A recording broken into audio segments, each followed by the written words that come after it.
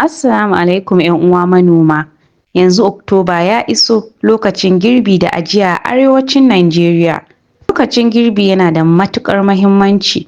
Kada ku yi girbi da wuri, ku bari hatsi ya bushe sosai. Kada kuma ku yi girbi bayan ruwan sama domin danshi yana lalata amfanin gona.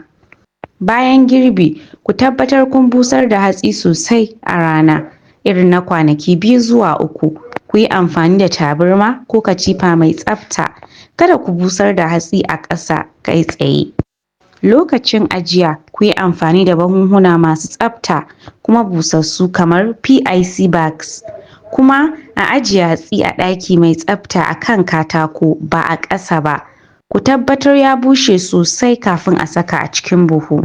Kuma mu sani cewa a wake za a iya saka ganyen neem domin hana ƙwari. A gyaɗa, ku tabbatar ya bushe sosai kafin ajiya domin kauce wa riɓewa.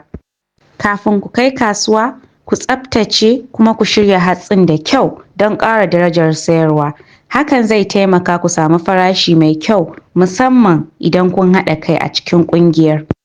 Ku tuna manoma, kyakkyawan girbi da busarwa da kuma ajiya shine bambanci tsakanin riba da asara. Abinci mai tsafta ga iyali kuma kuɗi da yawa ga manomi. A GEAS muna tare da ku don tabbatar da noma mai ɗorewa da kuma abinci mai tsafta.